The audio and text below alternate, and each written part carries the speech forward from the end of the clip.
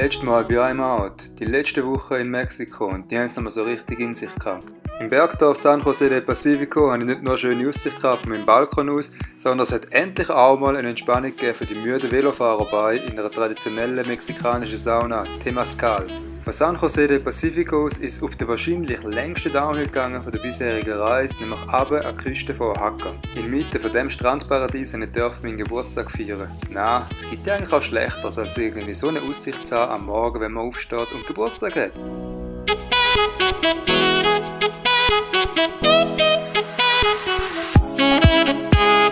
Aber so schön die Küste von Oaxaca auch ist, Patagonien liegt im Süden, also ist es zurückgegangen aufs Velo und weiterhin Richtung Süden. Auf dem Weg nach Süden haben wir aber noch ein bisschen Touristen gespielt und sind den Canyon del Sumidero anschauen.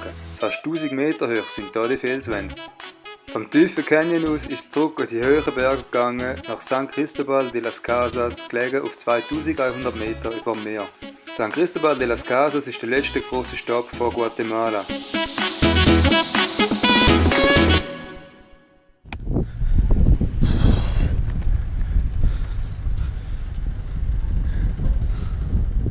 Also herzlich willkommen zurück zu einer neuen Episode von I'm Out. Ich habe euch in der letzten Folge versprochen, dass es in dieser Episode nach Guatemala geht. Und es wird auch langsam Zeit, nach fast 6 Monaten in Mexiko. Also will ich nicht viel sagen, sondern einfach nur noch, hey, let's go for it!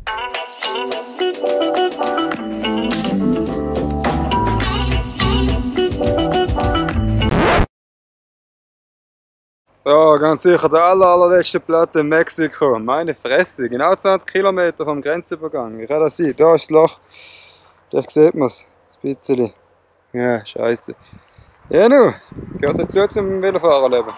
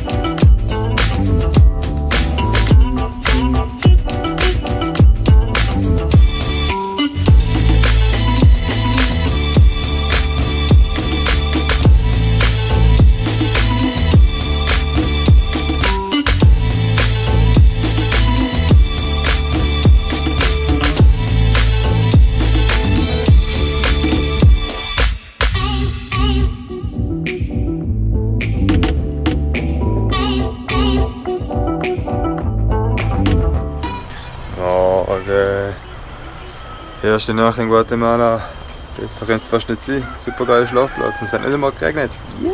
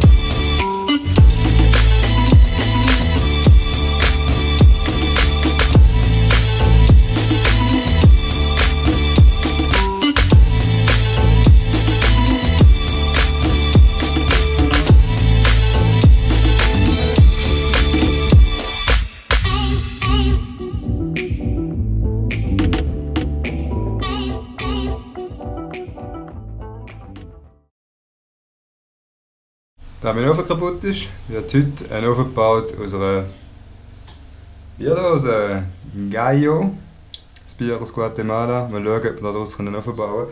Es gibt super coole Anleitungen im Internet und ich versuche das jetzt einfach nachzumachen.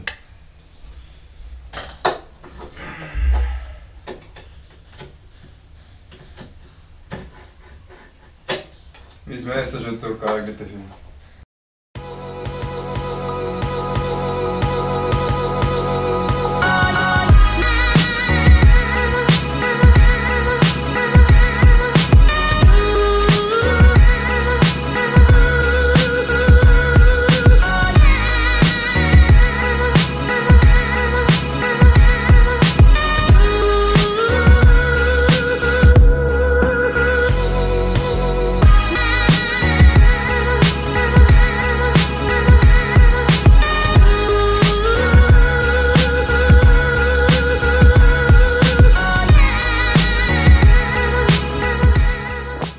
So, auf dem Weg von San Pedro nach Antigua.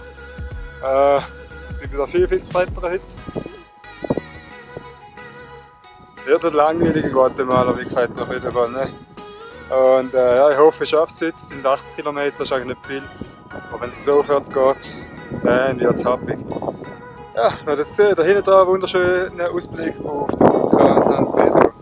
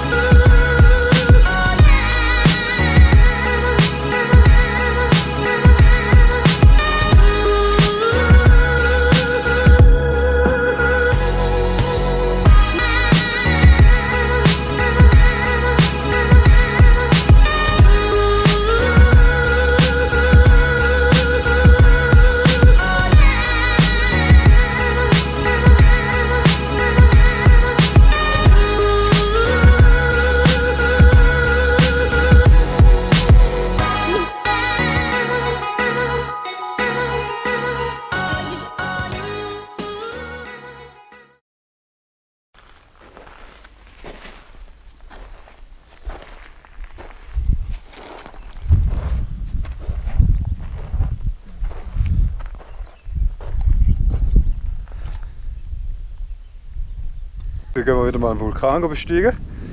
Ich und eine ganz liebe Argentinerin. Sie kommt gerade da unten, wenn man sie sieht. Ich hoffe es mal. Acatenango, ganz in der Nähe zu Antigua in Guatemala und ein absolutes Must, wenn man da ist. Wir könnten mit einem Guide auflaufen, wir versuchen es mal ohne, weil wir haben die ganze Ausrüstung sowieso. Sie ist übrigens auch eine Velofahrerin. Und bis jetzt so weit so gut. Es geht auch steil rauf und der Boden ist recht steinig und schliffrig, aber ja, wir machen diesen Weg. Ein Viertel haben wir schon. So sieht es aus mit den Wolken. Wir sind genau in der Grenze rein. Wird sich noch ändern. Und oben dran sind wir über der Wolke, eine schöne Aussicht. Und das Beste ist, nebendran ist der Vulkan Fuego. Einer der aktivsten Vulkane auf der Welt. Ich habe ihn gestern schon gesehen, Fürspucken, und jetzt werden wir dann aus der nächsten Nähe betrachten. So, vámonos!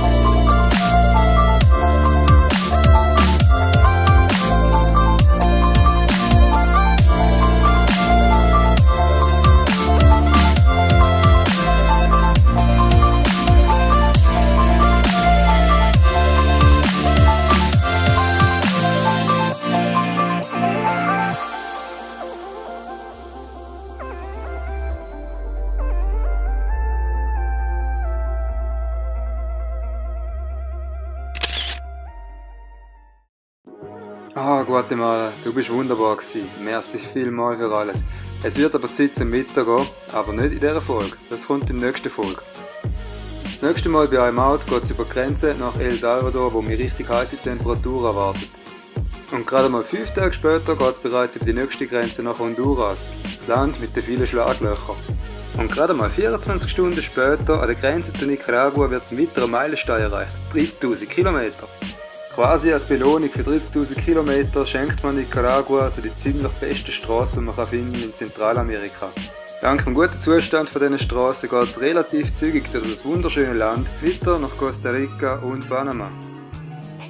Ja, ihr seht schon, in der nächsten Episode gibt es relativ viele Länder, die durchfahren werden. Und das liegt nicht nur daran, dass die relativ klein sind, sondern vor allem auch wegen der Hitze, die dort herrscht. Ich will einfach so schnell wie möglich nach Südamerika. Also, ich hoffe, ihr schaltet das nächste Mal wieder rein. Vergesst nicht, den Kanal zu abonnieren und bis zum nächsten Mal. Bye bye!